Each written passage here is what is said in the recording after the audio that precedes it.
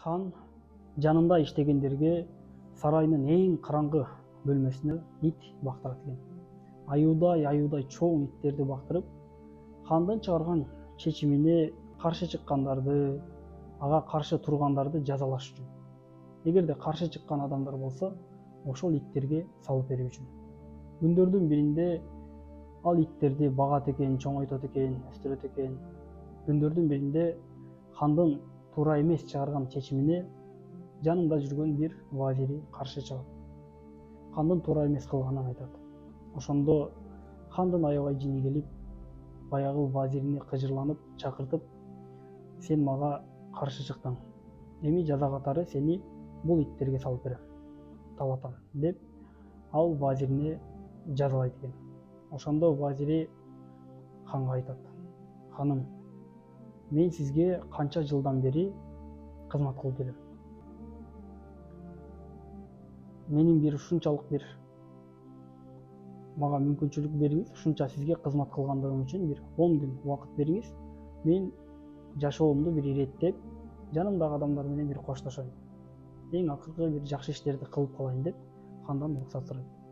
Хандын боору ачып, ал вазирине уруксат берет 10 күнгө. 10 күн ичинде баягы вазир ошол хан өзү бактырып аткан иттерге эмне тапса алып барып берет. Иттерди багат. Эт тапса этин алып барат, тамак тапса тамагын алып барат, эмне тапса алып барып берет. Арадан 10 күн өтөт, хан баягы вазирди чакыртып, 10 күн убакыт бүттү. Эми жаза бул жаза. Андан качып кутула албайбыз. Сени жазалай турган убакыт келди деп баягы өзү бактырып аткан иттерге салып берет.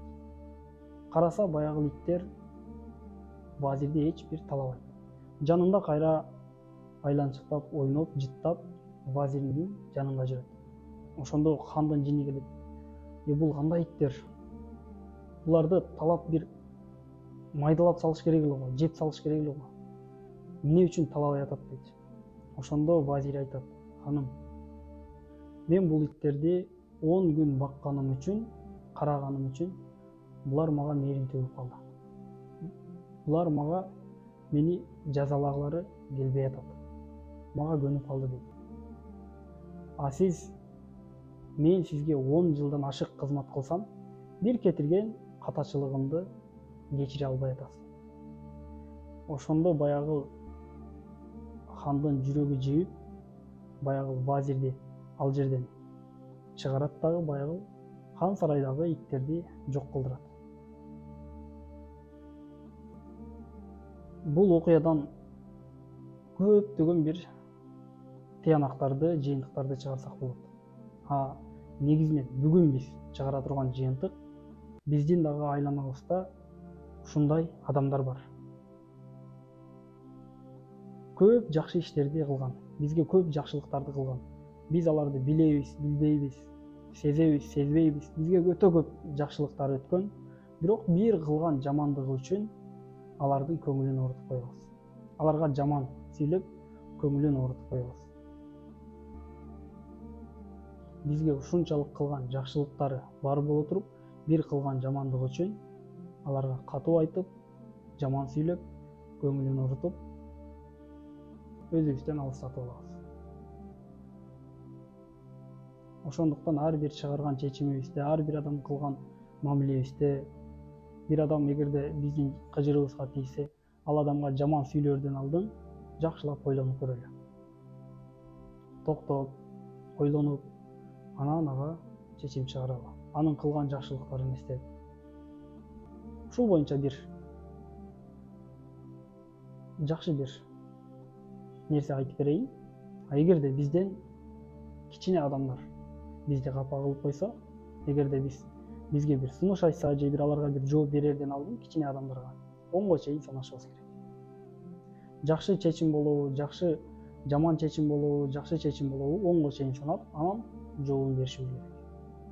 Эгерде биз теңдүүлөр бизге капа кылса, аларга же бир жооп кайтарардан алдын 20га чейин санап, анан аларга жообун айтышыбыз керек.